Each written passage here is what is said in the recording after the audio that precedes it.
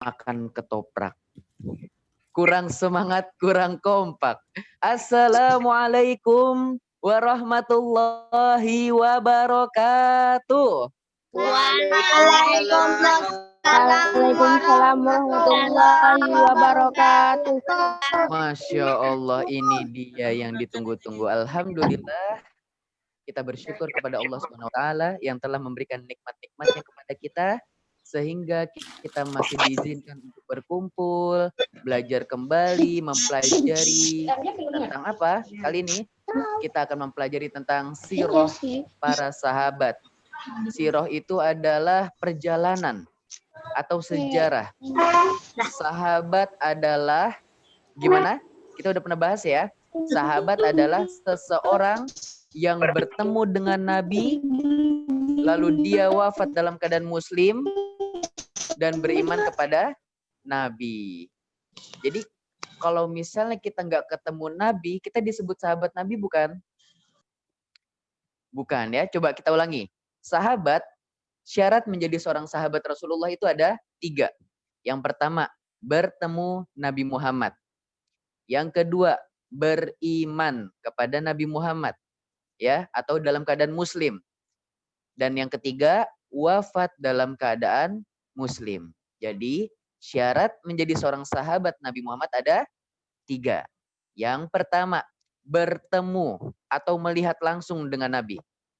Yang kedua, beriman kepada Nabi atau dalam keadaan muslim ketika dia hidup. Yang ketiga, wafat juga dalam keadaan muslim. Nah, sekarang Kak Agung punya pertanyaan nih. Kita kan muslim ya?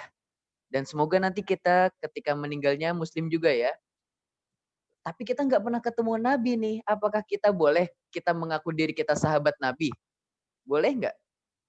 Aku adalah sahabat Nabi nih. Oh, tidak boleh. Karena apa? Karena menjadi sahabat itu syaratnya ada 3. Harus bertemu dengan Nabi. Ya. Nah, seperti itu. Jadi kalau kita nggak pernah ketemu Nabi, maka itu bukan sahabat. Walaupun kita seorang muslim. Taib, alhamdulillah, salawat serta salam tak lupa kita panjatkan kepada Nabi Muhammad Sallallahu Alaihi Wasallam yang telah membawa umatnya dari dulu orang-orang menyembah berhala, orang-orang menyembah patung, orang-orang menyembah selain Allah, sampai kita hanya menyembah kepada Allah Subhanahu Wa Taala. Tahu nggak adik-adik? Lucu deh kalau kita mikirin ya. Masa iya kita bikin Tuhan sendiri? Kita meminta kepada Tuhan yang telah kita buat, misalnya kita bikin patung. Bahkan Kagung inget tuh, ada kisah Umar bin Khattab. Kalian tahu kisah Umar bin Khattab dulunya? Sebelum Umar bin Khattab memeluk agama Islam, Umar bin Khattab itu menyembah berhala adik-adik. Kenapa?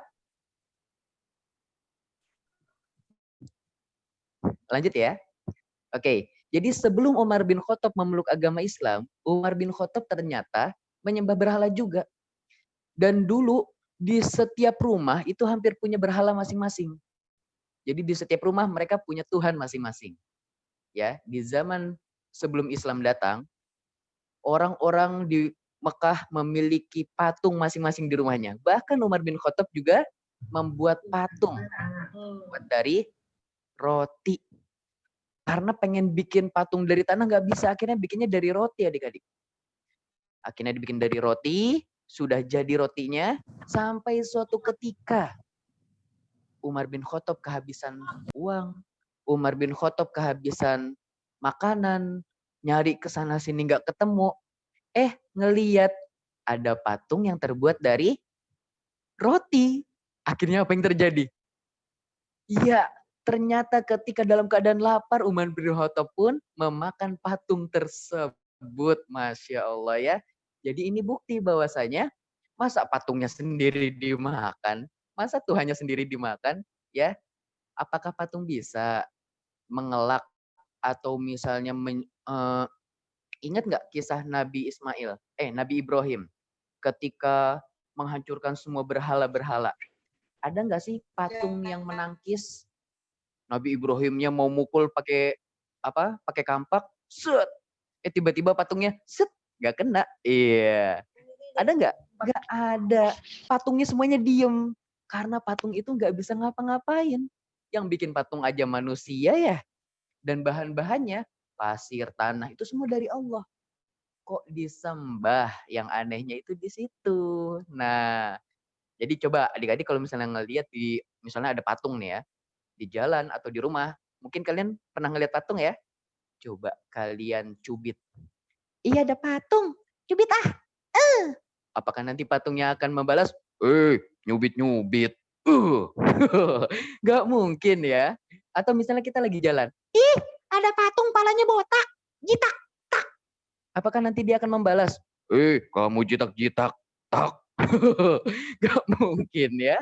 Nah itu dia yang selalu Kak Agung ulang-ulang ketika bertemu dengan adik-adik. Oh iya ngomong-ngomong nih karena banyak yang baru nih, Kak Agung baru ngeliat nih. Ada yang dari Pekalongan juga, Masya Allah ini pasti luar biasa jauh ya. Alhamdulillah. Oh iya kita kenalan dulu ya. Nama kakak adalah Kak Agung Tio. Ya, bukan Kak Yogi, bukan Kak Erlan, bukan Kak Abu Muslim, atau Kak Abu Lukman, atau Kak siapa lagi? Ntar tiba-tiba di pertengahan ada yang nanya, Kak Yogi, Kak Yogi. Ih, Kak Yogi dari mana? Ini Kak Agung Tayo. Kak Agung Tayo lagi. Tayo nama bis ya. Ini Kak Agung siapa? Kak Agung Tio, ya. Nah, Kak Agung siapa? Coba ulangi. Iya, ucapkan masing-masing ya. Kalian nggak perlu diaktifkan, kan nanti kalau diaktifkan berisik. Oh, gitu ya. Nah, jadi kakak adalah Kak Agung Tio, bukan Kak Agung Tayo. Tayo itu nama bis, dia selalu apa? Dia selalu senang ya. Kalau Kak Agung kan nama orang. Dia kadang sedih, kadang bahagia. Baik, adik-adikku yang soleh dan solehah, sebelum kita mulai belajar kita, alangkah baiknya yuk kita berdoa dulu kepada Allah. Semoga apa yang akan kita pelajari nanti berfaedah, lalu dapat kita amalkan ilmu-ilmu yang telah kita dapat. Yuk kita doa sebelum makan. Kok doa sebelum makan? Doa sebelum belajar, Kak Agung, iya. Doa sebelum tidur. Loh. Kok doa sebelum tidur? Doa sebelum belajar, Kak Agung. Oh iya betul. Doa sebelum belajar. Rabbi zidni ilman warzuqni fahman. Ya Allah, tambahkanlah ilmuku dan berilah aku pemahaman yang benar. Amin. Baik adik-adikku yang soleh dan solehah, kisah kali ini insya Allah Kak Agung akan memulai ya, mengenang kembali, kita akan memulai kisah tentang Syuhaib Ar-Rumi. Kemarin kita telah membahas tentang Syuhaib Ar-Rumi. Nah, ini masih ada sedikit yang sama, yaitu kalau Syuhaib kisahnya bagaimana? Anak orang kaya, anak raja, anak sultan, ya, bukan anak raja ya, anak seorang menteri, tiba-tiba dijadikan budak karena ada penyerangan. Lalu Suhaibnya diculik, lalu dijual, dijadikan budak. Nah, sama dengan kisah yang satu ini nih. Tapi berbedanya, kalau kisah kali ini, yuk kita catat dulu judulnya. Namanya adalah Salim Maula Abi Huzaifah. Kita ulangi ya. Siapa namanya? Salim Maula Abi Huzaifah. Nah, coba diulangi lagi adik-adik. Salim. Salim tangan. Bukan salim tangan. Salim Maula Abi Huzaifah. Aku udah hafal Kak Agung. Iya, coba siapa? Salim. Kok lupa ya? Salim. Salim. Iya, Salim. Terus. Maula. Abi. Huzaifah. Nah, betul. Coba ulang lagi. Salim Maula Abi Huzaifah. Betul, Masya Allah. 100 buat Kak Agung ya. Karena Kak Agung yang tadi kasih tahu ya. Baik, siapa namanya? Yuk jawab bersama-sama. Salim Maula Abi Huzaifah. Salim adalah maula. Maula ini adalah budaknya Abi Huzaifah. Nah, Masya Allah. Kita mengenang tentang perbudakan. Mungkin ada yang belum tahu nih, budak itu apa sih Kak Agung? Masya Allah. Budak adalah seseorang seperti pembantu, tapi bedanya pembantu itu dibayar. Kalau pembantu itu bekerja, mencuci piring, nyuci baju, nyuci kaki ya, nggak ada ya. Kalau pembantu itu bekerja, dia dibayar. Tapi kalau budak bekerja, malah dia yang ngasih ke majikannya. Ya, seperti Abu Bakar punya budak. Budaknya bekerja, lalu uangnya dikasih ke Abu Bakar. Masya Allah. Itu budak tuh. Dan ada juga yang majikannya ini majikan jahat. Jadi kalau ngelihat budak-budaknya nakal dikit, ada yang dipukul, ada yang disabet. Wah, ini luar biasa dan ini nggak apa-apa. Ini di zaman jahiliyah. Kejam ya, zaman jahiliyah itu di zaman dulu sebelum ada Islam. Nah, adik-adik jadi lebih enak sekarang atau di zaman dulu? Kalau zaman dulu kita ketemu Nabi loh. Enak sekarang atau enak zaman dulu? Enak zaman sekarang lah ya. Ih Kak Agung enakan zaman dulu. Zaman dulu kita ketemu Nabi. Nanti kita ikut perang Badar. Nanti masuk Islam. Masuk Islam. Masuk sumur. Masuk sumur. Masuk surga. Iya. Iya tapi kan serem zaman dulu ya adik-adik ya. Masya Allah. Kalian keislamannya benar-benar diuji. Bahkan ada yang orang tuanya dibunuh. Kalian mau orang tuanya dibunuh?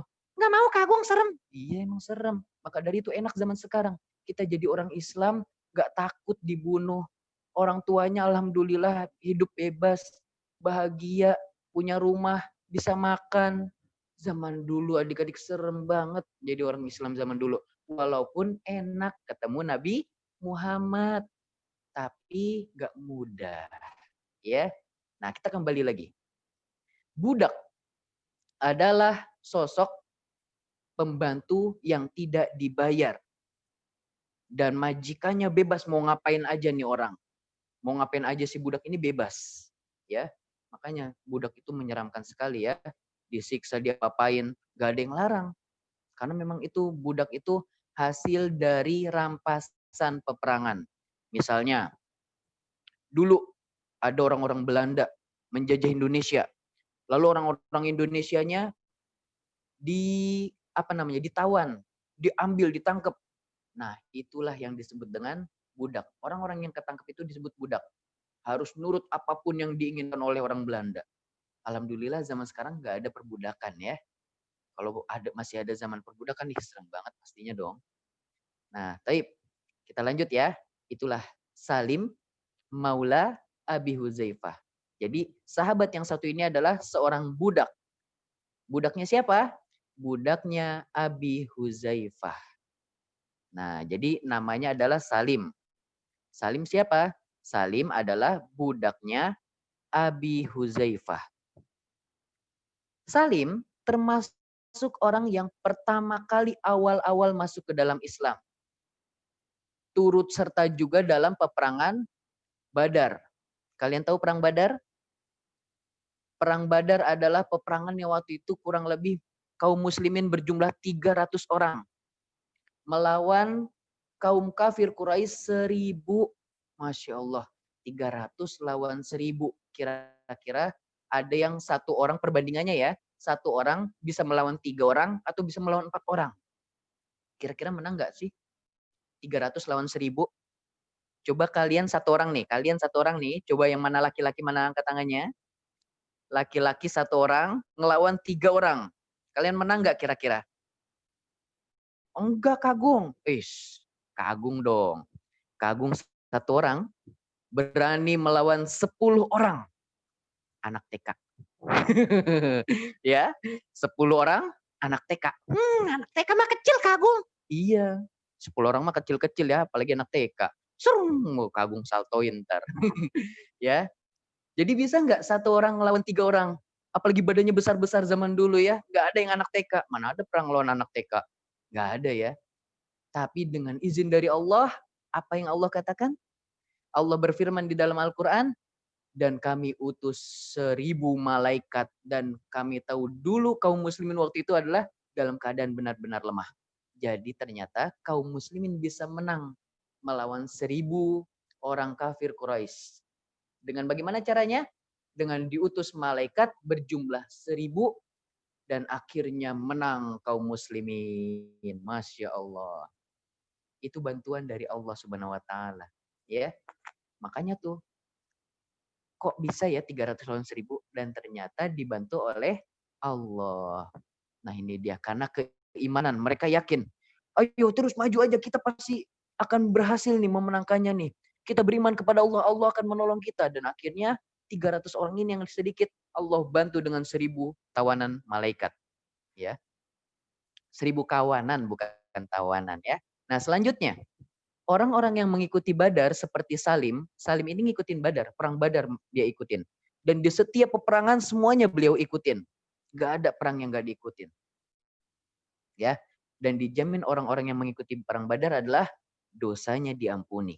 Yang pertama, kelebihan orang yang mengikuti perang Badar. Dosanya diampuni, lalu dia dijamin masuk surga, dan dia termasuk manusia terbaik. 313 orang yang mengikuti perang Badar, dia akan mendapatkan ampunan dosa dari Allah. Yang kedua, dia dijamin masuk surga. Yang ketiga, apa yang ketiga? Dosanya diampuni, dia dijamin masuk surga, dan apa lu? Kak Agung lupa. Ya, yang ketiga adalah, ya nanti Kak Agung ingat-ingat kembali. Dan ternyata Masya Allah betul. Salim juga ikut dalam peperangan Yamamah. Perang melawan Musailamah Al-Kazzab. Ya, jadi setiap peperangan, bahkan yang terakhir ini ketika di peperangan Yamamah, peperangan bersama yang dipimpin oleh Abu Bakar melawan Musailamah Al-Kazzab, orang ngaku nabi padahal udah nggak ada nabi setelah Nabi Muhammad. Tapi dia ngaku-ngaku sebagai nabi. Dia dibantu oleh jin sehingga dia bisa melakukan hal-hal aneh dan dia sebut ini sebagai apa? Sebagai mukjizatnya. Nah, ini dia. Oke, tadi sampai mana? Ya, dia mengikuti berbagai macam peperangan. Dan diantaranya yang terakhir adalah peperangan Yamamah. Dia mengikuti Badar, Uhud, Khandaq, dan lain-lain. Dan yang terakhir bersama kepemimpinan Abu Bakar. Oke, kita lanjut. Saking baiknya kepribadiannya ini ya, dia adalah sosok yang sangat baik hati, dan dia orangnya sangat lembut. Sehingga majikannya yang bernama, siapa majikannya? Majikannya bernama Subayyah. Subayyah ini adalah istrinya dari Abu Huzaifah. Subayyah melihat nih, wah si Salim ini orang yang baik. Si Salim ini orang yang jujur.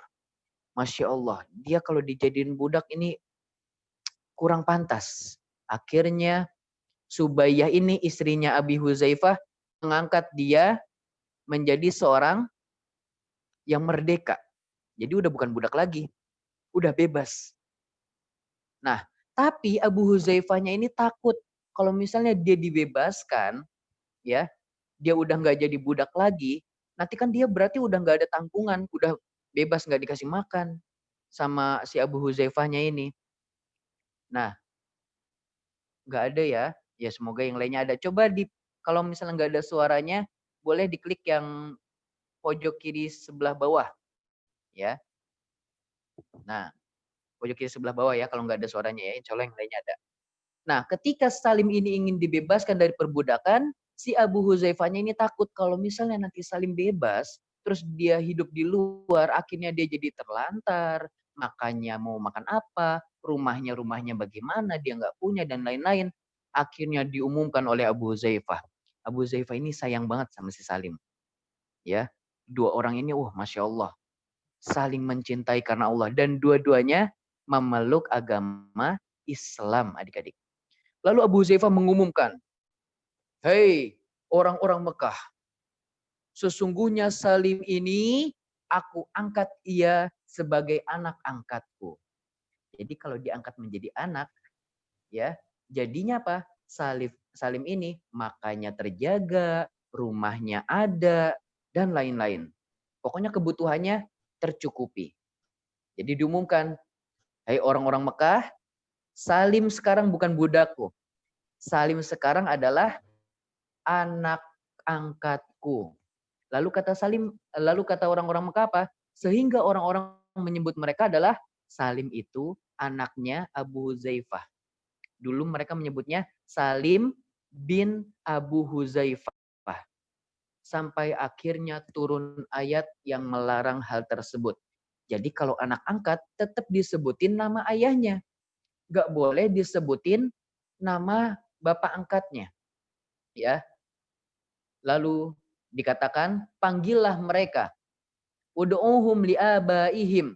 Panggillah mereka dengan nama ayah-ayah mereka. Jadi nggak boleh dipanggil dengan nama siapa? Nama ayah angkatnya nggak boleh. Misalnya, Kak Agung diangkat oleh Pak Presiden Jokowi. Jadi anak angkat. Contoh ya. Berarti jadi apa? Kak Agung bin Jokowi. Ini nggak boleh. Tapi harus disebutkan nama asli ayahnya. Nama asli ayah Kak Agung siapa? Ludiono. Berarti apa? Agung bin Ludiono. Misalnya gitu ya. Ini Kak Agung ini kan orang Jawa. Belakangnya biasanya kalau orang Jawa itu O, O, O. Ya. Yeah. Agung Prasetyo. Ludiono. Nah, biasanya orang Jawa nih. Ningrat. Ningrat itu biasanya orang-orang Jawa juga tuh ya. Nah, atau yang lain-lain ya. Itulah. Jadi nggak boleh kita memakai nama selain nama dari bapak kita. Jadi harus disebut, oh ternyata yang ningrat ini orang Sunda. Salah ternyata Kagung ya. Ya maaf ya. Nah selanjutnya. Jadi intinya apa? Kita nggak boleh menisbatkan diri kita ini misalnya kita diangkat oleh orang kaya. Lalu kita pakai nama orang tersebut. Nggak boleh. Tetap menggunakan nama ayah kita. Ya. Lah tapi adik-adik, Salim ini bingung. Nama ayahku dulu siapa ya? Bingung. Lalu Abu Huzaifah juga nyariin, siapa sih nama ayahnya Salim ini dulu? Ada yang kenal nggak? Ada yang kenal nggak? Dan setelah dicari-cari, nggak dicari-cari, akhirnya nggak ketemu juga siapa nama ayahnya ini. Lalu disebutlah dia sebagai Maula. Jadi Salim Maula Abi Huzaifah. Salim ini adalah mantannya budak Abu Huzaifah. Seperti itu ya. Nah, sudah paham? Oke, kita lanjut ya. Jadi Salim ini adalah mantan budaknya Abu Huzaifah yang diangkat, yang ditanggungi, yang dibiayai makan dan minum dan rumah dan lain-lainnya. Oke, kita lanjut. Selanjutnya, ikatan kekeluargaan terhadap Salim. Salim dengan Abi Huzaifah ya, yang Masya Allah ini. Nah, ketika itu Abu Huzaifah sangat sayang kepada Salim sehingga udah kayak anaknya sendiri. Abu Huzaifah pernah ikut berhijrah ketika itu Abu Huzaifah pergi ke daerah Habasyah. Hijrah pertama itu ke daerah Habasyah atau negerinya Heraklius. Nah, tetapi di sana Salim tidak ikut. Saking cintanya Salim terhadap Nabi Muhammad.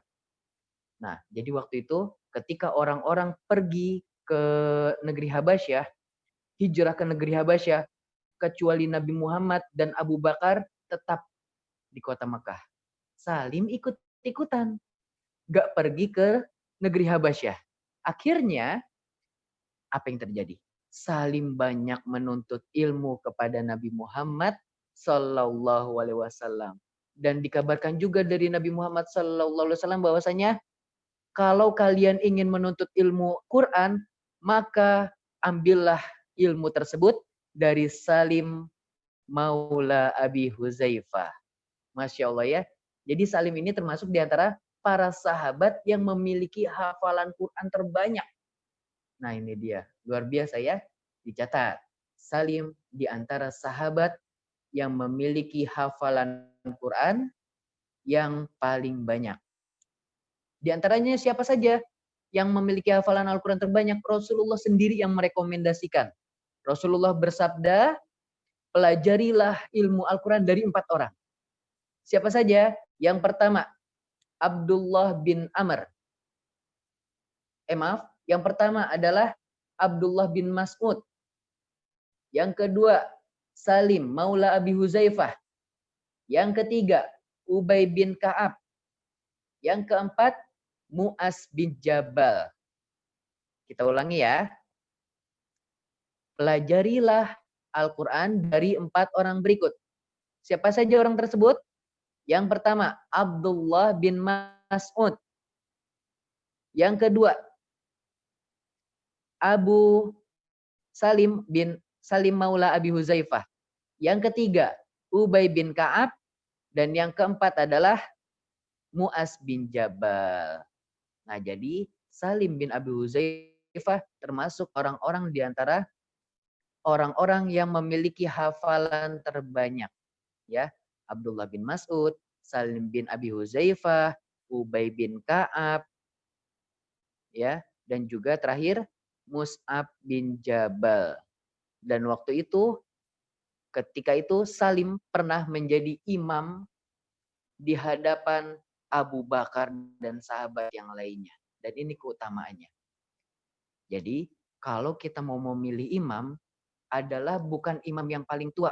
Wah, dia menjadi imam karena dia adalah yang paling tua di kompleks saya. Enggak, bukan. Syarat menjadi imam itu adalah yang paling banyak hafalannya atau yang paling bagus hafalannya walaupun dia masih muda. Ya, jadi bukan yang paling tua, bukan yang paling kakek-kakek, bukan yang terkenal. Misalnya ada artis di kompleknya dia. Lalu dia dijadikan apa? Dia dijadikan imam. Wah, dia tuh artis tuh terkenal tuh. Ayo jadi imam, jadi imam. Padahal artisnya artis nyanyi. Bacaan Qur'annya malah dinyanyi-nyanyiin. Lah, jadi aneh ya. Belum lagi kalau bacaannya belum bagus. Mungkin artisnya jarang baca Quran. Nah, ini nggak boleh. Jadi syarat menjadi imam bukanlah orang terkenal dan bukanlah juga orang yang tertua atau mungkin orang kaya, orang yang nyumbangin masjid, bukan. Ya, tetapi dipilih karena dia memiliki hafalan Quran yang banyak dan kesehariannya dekat dengan sunnah Nabi Muhammad Sallallahu Alaihi Wasallam. Sholatnya seperti Nabi, wudhunya seperti Nabi, ibadahnya ngikutin Nabi, dan lain-lain. Nah, waktu itu Salim bin Abi Huzaifah mengimami para sahabat ketika di Masjid Quba. Dikarenakan beliau adalah orang yang memiliki hafalan Quran yang paling banyak. Ya, Masya Allah. Siapa saja tadi hafalan yang Qurannya paling banyak? Ada Salim bin Abi Huzaifah, ada Ubay bin Ka'ab, dan Abdullah bin Mas'ud, dan kemudian yang terakhir Mu'az bin Jabal. Ya, Masya Allah. Selanjutnya, ini dia keutamaan Salim bin Abi Huzaifah. Nabi juga mempersaksikan bahwasanya keimanan Salim ini Masya Allah luar biasa. Bahkan sampai-sampai Nabi ini bersyukur dan mengatakan kepada para sahabat, segala puji bagi Allah yang telah menghadirkan Salim di tengah-tengah umatku. Jadi Salim ini luar biasa adik-adik. Nabi Muhammad ini sampai bersyukur kepada Allah. Segala puji bagi Allah yang telah menghadirkan Salim di tengah-tengah umatnya. Di tengah-tengah di antara orang-orang terdebes. Ya, Abu Bakar, dermawan, kaya raya. Lalu siapa lagi? Dan para Umar bin Khattab, pemberani. Sehingga orang-orang kafir Quraisy takut ketika berperang melawan Umar bin Khattab ketika Umar bin Khattab masuk Islam. Ya, dan selanjutnya, tunggu sebentar, Kak. Bukannya tadi ada pertanyaan tuh. Oke, Kak Agung bacakan dulu ya. Kak, bukannya tadi ada apa? Balik, memiliki hafalan, dan hafalannya banyak dan sholatnya udah benar. Iya, betul. Jadi syaratnya itu balik ya, hafalannya banyak dan paling bagus bacaannya ya. sholatnya udah benar. Iya, betul. Jadi walaupun masih muda, misalnya Kak Agung udah masih muda atau belum? Kak Agung masih muda ya, bukan kakek-kakek ya. Namanya juga Kak Agung, bukan Kek Agung ya. Nah, kalau misalnya Kak Agung datang di antara kalian, misalnya Kak Agung nih mau jadi imamnya anak-anak SD. Kira-kira anak SD sama Kak Agung hafalannya banyak mana? Banyak anak SD. Masya Allah, banyak anak-anak SD ya. Ya, kalau misalnya banyak anak SD, kita lihat anak SD sholatnya udah benar belum nih? Kalau misalnya belum, ya udah berarti Kak Agung lah maju seperti itu ya. Nah, jadi walaupun gak harus tua ya, gak harus kakek-kakek, nenek-nenek ya. Nanti takutnya kalau mungkin kakek-kakek bacanya sudah kurang bagus, jadi nanti makmumnya gak enak dengerin sholatnya ya. Bismillahirrahmanirrahim. Alhamdulillah. Ya, tapi kalau misalnya dia bacaannya banyak dan makhrajul hurufnya bagus, maka itu bagus. Tapi kalau misalnya bacaannya udah dikit-dikit, Bismillahirrahmanirrahim. Ini maka banyak keliru bacaannya. Ya, kan Bismillahirrahmanirrahim itu satu nafas. Nggak boleh Bismillahirrahmanirrahim. Itu ntar yang jadi makmum, ya Allah kek, ayo baca Bismillahirrahmanirrahim aja lama banget kek. Ya, nah itu dia ya. Jadi bukan tua, yang dimaksud Kak Agung ini adalah usianya sudah balik ya. Nah, hafalannya banyak, bacaannya bagus seperti itu. Oke, kita lanjut. Jadi, apa tadi pujian dari Nabi Muhammad? Segala puji bagi Allah yang telah menghadirkan di tengah umatku sosok Salim bin Abi Huzaifah. Masya Allah. Oke, kita lanjut ya. Salim bin Abi Huzaifah. Beliau senantiasa mengikuti peperangan. Aduh. Oke. Salim Maula Abi Huzaifah senantiasa mengikuti peperangan. Dan di setiap peperangan, Abi Huzaifah juga ikut. Selalu berbarengan mengikuti. Jadi emang kan keduanya sudah masuk Islam ya. Majikan dan budaknya sudah menjadi masuk Islam. Setiap peperangan diikutin. Perang Badar, perang Uhud, perang Khandaq, perang Tabuk, dan lain-lain. Sampai ketika di peperangan bersama Abu Bakar, yang dipimpin oleh Abu Bakar, untuk memerangi nabi palsu. Siapa nabi palsu tersebut? Musailamah al-Kadzab. Dia memiliki kekuatan. Kekuatannya itu dari siapa? Dari setan. Setan membantu dia sehingga dia memiliki kekuatan.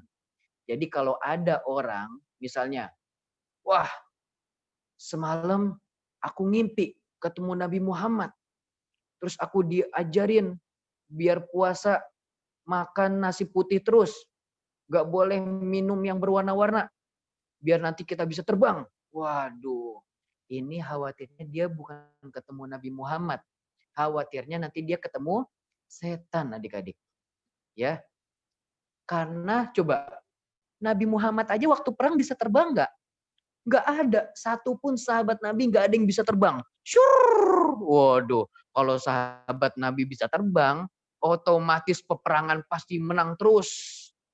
Bahkan Nabi Muhammad pernah giginya rontok kena pedang, kena tombak. Bayangin. Berarti Nabi Muhammad nggak kebal. Itu bukti bahwasanya Nabi Muhammad aja nggak kebal. Masa kita umatnya gara-gara puasa makan nasi putih terus nggak pernah yang warna-warni. Ya, tiba-tiba kita bisa terbang. Tiba-tiba kita ditusuk pakai pedang nggak mempan. Ini khawatir dia dibantu oleh jin. Jadi jangan ikut-ikutan. Siapa tahu itu yang di dalam mimpinya bukan Nabi Muhammad, tetapi jin yang ngaku-ngaku sebagai Nabi Muhammad. Kagung, bukannya Nabi Muhammad itu nggak bisa ditiru jin? Iya, Nabi Muhammad nggak bisa ditiru jin. Tapi kok itu jinnya ada yang ngaku-ngaku? Tapi kalau jin yang ngaku-ngaku bisa. Terus gimana caranya kita mengenali itu Nabi Muhammad atau bukan? Nah, caranya adalah dengan mempelajari ciri-ciri Nabi Muhammad Sallallahu alaihi wasallam. Kalau kita ngaku cinta Nabi, maka kita harus kenal ciri-cirinya. Ya, Kak Agung di beberapa kajian sebelumnya udah pernah menjelaskan ciri-ciri Nabi Muhammad. Di antaranya dari rambut ya.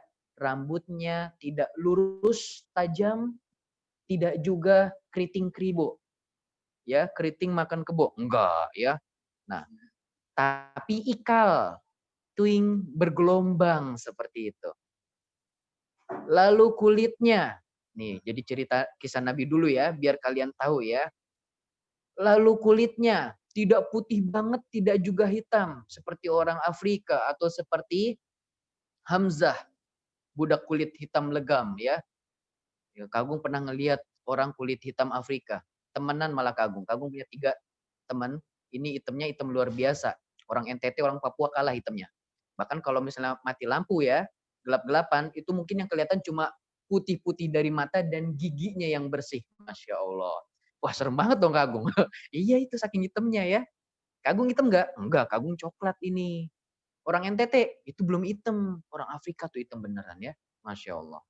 Nah jadi Nabi Muhammad, kalau kalian ketemu Nabi Muhammad di mimpi, itu bisa jadi ada jin yang ngaku-ngaku, tapi ada juga Nabi Muhammad yang sesungguhnya.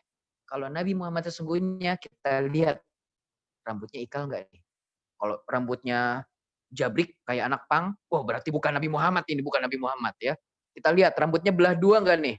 Kalau rambutnya kayak orang Korea, wah berarti bukan Nabi Muhammad ini. Ya. Nah, ya itu jadi di antara ciri-ciri Nabi Muhammad Sallallahu Alaihi Wasallam. Jadi harus kenal kalian dengan Nabi Muhammad ya. Jangan cuma ngaku saya cinta Nabi Muhammad. Coba sebutin ciri-cirinya, nggak kenal deh. Gimana ya? Nah gitu. Ketika di peperangan Yamamah nih ya, kita lanjut ya. Ketika di peperangan Yamamah, Salim bersama Abu Huzaifah bertemu adik-adik. Masya Allah. Nah di peperangan ini Salim memegang bendera peperangan milik kaum muhajirin. Ya, jadi ada masing-masing. Salim memegang bendera kaum muhajirin. Dan kaum Ansor yang memegang benderanya adalah Qais. Ya, bernama Qais. Nah, waktu itu Salim dan Abu Huzaifah berperang dengan luar biasa. Abu Huzaifah sambil bereng teng teng teng teng teng teng. Akhirnya Abu Huzaifah saat itu meninggal. Beliau mati syahid. Adapun Salim, Masya Allah, Salim juga ternyata luar biasa. Dia memegang bendera. Bendera ini adalah suatu kehormatan. Yang mana kalau bendera kaum muslimin, misalnya bendera kaum muslimin jatuh atau sudah tumbang, maka itu menandakan, wah, tim musuh sudah kalah, serbu begitu. Atau misalnya milik orang kafir Quraisy kalah, atau milik orang-orang kafir, orang-orang yang mengikuti Musailamah al-Kadzab kalah, maka bendera tersebut jatuh. Nah, Salim memegangnya dengan tangan kanan. Dan bahkan Qais dia sampai menggali tanahnya, lalu dia memasukkan kaki ke dalam tanah tersebut, dikubur kakinya, biar dia nggak bisa kemana-mana. Jadi dia tetap berpegang, ya ini dari kaum orang Ansor, dia berpegang teguh, benderanya nggak boleh hancur, nggak boleh jatuh, dan akhirnya dia mati terbunuh. Lalu Salim juga tangan kanannya udah memegangi bendera, dus ditebas oleh orang-orang kafir, putus. Lalu dia menggunakan tangan kirinya, dus ditebas juga, putus juga. Tapi akhirnya apa? Salim berusaha memegang dengan dadanya. Dia peluk, dia tingkatin ke atas ini. Ya Allah, ini sangat luar biasa. Agar orang-orang tidak menganggap bahwasanya kaum muslimin ini lemah. Dan dia ingin membuktikan bahwasanya aku harus terus memperjuangkan sampai darah penghabisan. Ya. Dan akhirnya peperangan di Yamamah dimenangkan oleh kaum muslimin. Musailamah al-Kadzab ini memiliki jin. Jadi mereka itu dibantu jin. Tetapi kaum muslimin dibantu oleh Allah Subhanahu wa Ta'ala. Masya Allah. Kira-kira dimenangin siapa tuh? Ya dimenangin kaum muslimin ya.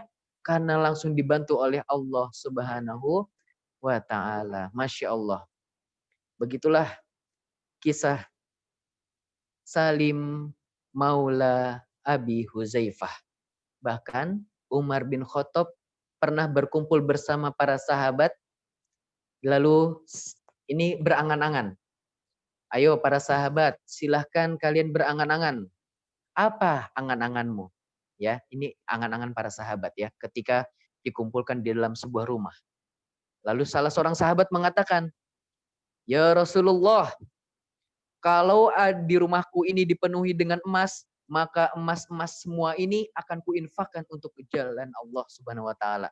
Bayangin kalau rumah isinya emas semua, dia infakkan kepada kaum muslimin, disedekahkan kepada orang-orang miskin. Itu kata salah seorang seperti itu. Lalu engkau, apa angan-anganmu? Lalu sahabat yang lain pun mengatakan, "Ya Rasulullah, ya Umar bin Khattab." Ini angan-angannya Umar bin Khattab ya.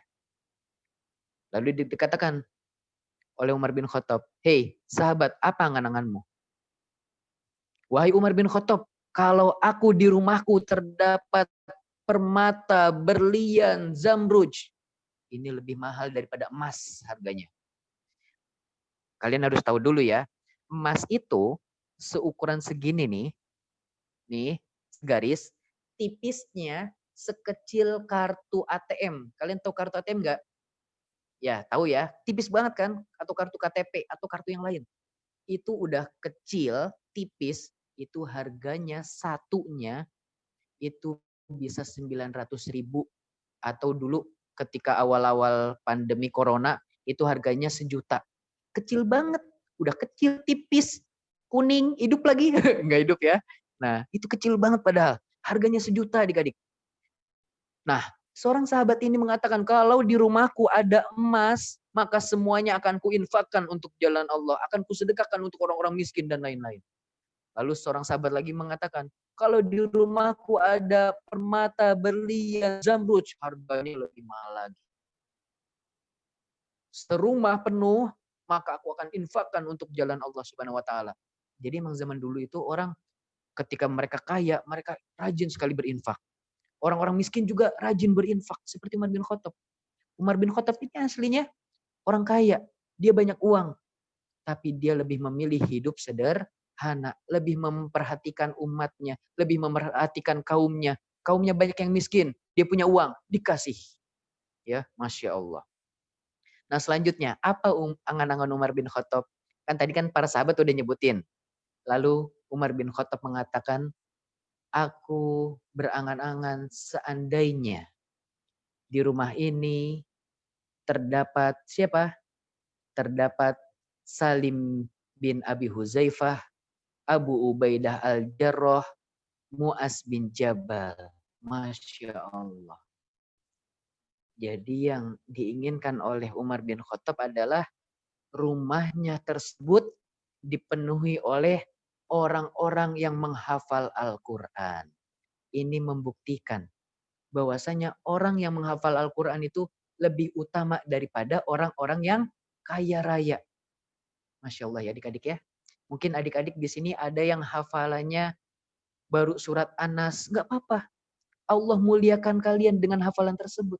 Mungkin adik-adik sudah ada juga yang hafal juz 30, juz 29, atau mungkin ada yang juz 1 full Al-Quran, atau mungkin masih ada yang terbata-bata bacanya.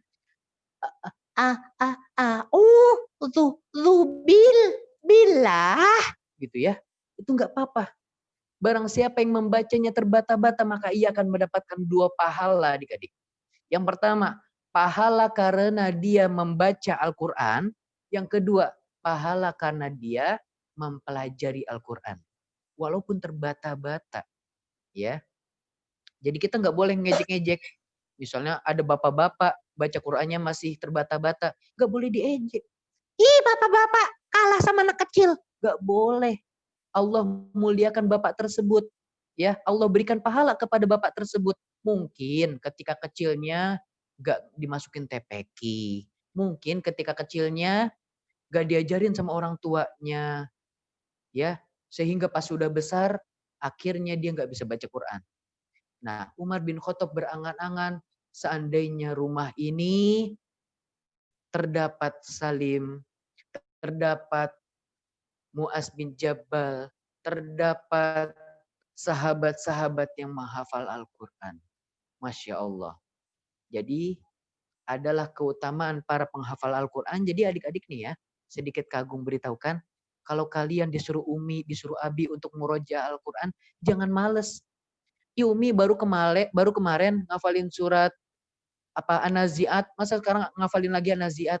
Karena hafalan itu kalau kita nggak ulang-ulang, kalau kita nggak murojaah, maka akan cepat hilang. Percaya deh, ya. Bahkan apa yang Kak Agung sampaikan dari tadi nih, kisah tentang Salim bin Abi Huzaifah, kalau kalian nggak catet, kalau kalian nggak murojaah dibaca-baca kembali, coba besok ditanya. Masih ingat nggak Salim bin Abi Huzaifah? Lupa jadinya. Ya, maka dari itu sama seperti Al-Quran. Bahkan di antara sulitnya menghafal Al-Quran, sebenarnya Al-Quran itu mudah. Yang sulit itu adalah menjaganya. Ngafalin terus bisa. Misalnya ngafalin udah sampai juz 28, juz 30-nya lupa. Nah, inilah kewajiban kita untuk memurojaah. Jadi janganlah bermalas-malasan. Karena menghafal Al-Quran itu, baca Al-Quran aja nih, alif lam mim, itu ada berapa huruf? Alif lam mim, ada 3 huruf. Satu hurufnya Allah kalikan dengan 10 pahala. Satu huruf dikali 10. Alif lam mim ada berapa huruf? 3. 3 dikali 10. 30. Baru baca alif lam mim adik-adik. Gimana kalau kita baca Bismillahirrahmanirrahim? Ada berapa huruf ayo? Dikali 10. Gimana kalau kita baca surat An-Nas diulang-ulang? Gimana kalau kita baca murojaah hafalan yang diulang-ulang? Bayangin berapa banyak pahala yang kita dapatkan. Masya Allah. Banyak kan? Itulah keutamaan orang-orang yang menghafalkan Al-Quran. Sama seperti Salim bin Abi Huzaifah. Salim maula Abi Huzaifah. Jadi beliau mulia di sisi Nabi Muhammad dan mulia juga dipandang oleh Umar bin Khattab. Karena apa? Karena beliau sering menuntut ilmu Al-Quran dari Nabi Muhammad. Bahkan ketika orang-orang hijrah ke Habasyah, Salim nggak mau hijrah ke Habasyah. Kenapa? Karena mau menuntut ilmu dari Nabi Muhammad Sallallahu Alaihi Wasallam. Sehingga sebagaimana dikatakan Nabi Muhammad, dia termasuk di antara 4 orang yang memiliki hafalan terbanyak. Ya, siapa saja tadi? Abdullah bin Mas'ud, Salim maula Abi Huzaifah, Ubay bin Ka'ab, dan Mu'az bin Jabal. Demikian adik-adik apa yang bisa Kak Agung sampaikan. Semoga apa yang sudah Kak Agung sampaikan ini ya menjadi motivasi. Karena sesungguhnya Salim ini mengkisahkan sosok orang yang menghafal Al-Quran itu mulia di pandangan Islam, di pandangan Allah, di pandangan juga Nabi Muhammad Sallallahu Alaihi Wasallam. Jadi jangan bermalas-malas menghafal Al-Quran. Bahkan Kak Agung sendiri ya, kalau kalian tahu ya, Kak Agung sendiri masih belajar Al-Quran. Ya, Kak Agung punya channel, silahkan kalian lihat. Kak Agung baca ta'awudz aja, itu disalah-salahin terus sama Ustadz Kak Agung. Ya, ini bukti bahwasanya kita masih terus harus belajar. Kak Agung, malu dong masa baca ta'awudz salah mulu. Iya, jadi tingkatannya ada namanya bacaan untuk anak-anak, ada juga bacaan untuk dewasa. Nah, Kak Agung ini ikutin bacaan untuk yang dewasa. Karena bacaannya setiap hurufnya ini harus dikoreksi sama ustadznya. Ya. A'udzu billahi minasyaitonir rajim. Salah. Ininya kurang. Waduh. Ya, ada di channel Kak Agung. Kak Agung disalahin, itu baru taus doang. Gimana baca surat yang lain ya? Masya Allah. Jadi walaupun sudah besar, walaupun sudah kakek-kakek, jangan malu untuk terus menghafal Al-Quran. Taib. Alhamdulillah demikian apa yang bisa Kak Agung sampaikan. Semoga semuanya bermanfaat. Setelah ini insya Allah kita akan pertanyaan atau kuis ya. Insya Allah di kuis ini kita akan bertanya sesuai materi. Waduh, ini siapa nih? Kak Agung saya. Oh, banyak pertanyaan ya. Mau kalian tanya-tanya dulu? Oke, silakan. Kalau ada yang mau bertanya, silakan angkat tangannya ya. Coba rapi dulu, rapi, diturunin. Waduh, ternyata banyak sekali pertanyaan ya. Ini Kak Agung susah ya karena infonya tidak ada tripod. Kemarin ada karena bukan di tempatnya. Tapi yang mau nanya, boleh Kak Isa Rifko dulu. Kak Isa Rifko mau bertanya apa? Coba boleh diaktifkan. Oh, sepertinya belum ada ya. Kalau gitu Alfa dan Muhammad. Alfa dan Muhammad mau bertanya apa? Alfa Muhammad. Assalamualaikum Kak Agung. Waalaikumsalam warahmatullahi wabarakatuh. Tadi Ya, kan Alfa atau Alfa. Muhammad ini? Alfa, oke. Tadi kan Salim ikut perang Yamamah. Di perang itu dia memegang bendera Iya, perang, betul. terus tangannya ditebas. Akhirnya dia meninggal sebagai syahid atau enggak, Kak? Kenapa? Pada akhirnya dia meninggal sebagai syahid atau enggak di perang itu, Kak? Oh, Iya, dia meninggal sebagai syahid. Jadi ketika di perang Yamamah, tangan kanannya ditebas, dia megang tangan kiri. Tangan kirinya ditebas, dia memegang berusaha menggunakan dadanya sampai berdiri lagi benderanya. Lalu dan terakhir dia dibunuh. Gitu. Jadi Abu Huzaifah wafat di saat itu dan Salim bin Abi Huzaifah juga wafat di saat itu. Dan mereka matinya berhadap-hadapan atau berdekatan. Ya, Masya Allah. Oke, ada lagi yang bertanya? Afwan, Kak Afa. Ya, ada lagi yang ingin bertanya? Coba kita lihat. Elvina Batam. Elvina dari Batam. Ingin bertanya apa anak solihah? Elvina. Elvina nama perempuan kan ya? Boleh Elvina? Kak, nama ibunya Salim siapa? Nama bapaknya aja nggak ketemu adik-adik. Apalagi nama ibunya ya. Nah, itu dia. Jadi Abi Huzaifah. Waalaikumsalam. Sebentar ya. Kagung jawab dulu. Jadi Salim aja nggak kenal nama bapaknya. Apalagi nama ibunya. Nama ibunya Kagung nyari juga nggak ada gitu ya. Nah, oke. Tadi siapa? Elvina, silakan bertanya. Assalamualaikum. Perang ya. Waalaikumsalam warahmatullah. Iya, boleh bertanya.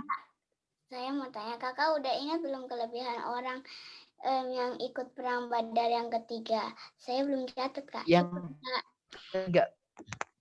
Oke, Afwan. Kelebihan orang yang berperang di perang Badar. Yang pertama, dosanya diampuni. Ya, yang kedua, dia dijamin masuk surga. Yang ketiga, dia dibantu oleh malaikat. Masya Allah ya. Dibantu oleh malaikat.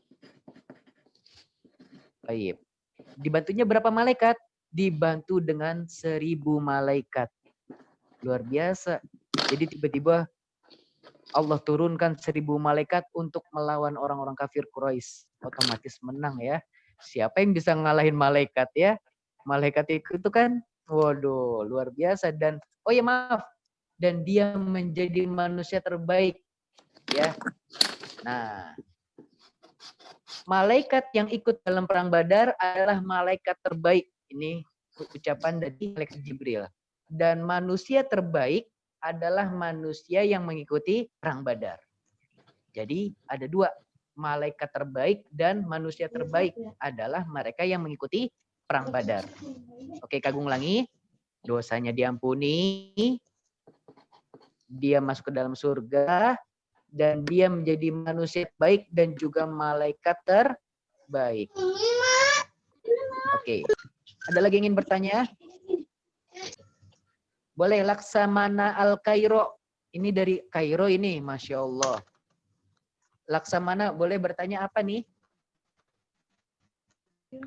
Assalamualaikum warahmatullahi wabarakatuh. Kak Agung. Waalaikumsalam warahmatullahi wabarakatuh. Iya, Laksamana. Tunggu dulu. Ini dari Kairo beneran? Bukan. Oh, bukan. Masya Allah. Atau cita-citanya ingin ke Kairo ya? Ya. Masya Ana Allah. Al-Kairo dari Tangsel. Ana mau Oh, dari Tangsel. Waktu kapan ya Kak Agung waktu kapan yang berburu jaah yang benar, yang baik agar Anda bisa menghafal Al-Quran. Masya Allah, barakallahu fiik. Kapan waktu murojaah terbaik ya agar kita mudah dalam menghafal Al-Quran? Dulu, Kak Agung cerita sedikit ya. Kak Agung ini anak pesantren adik-adik.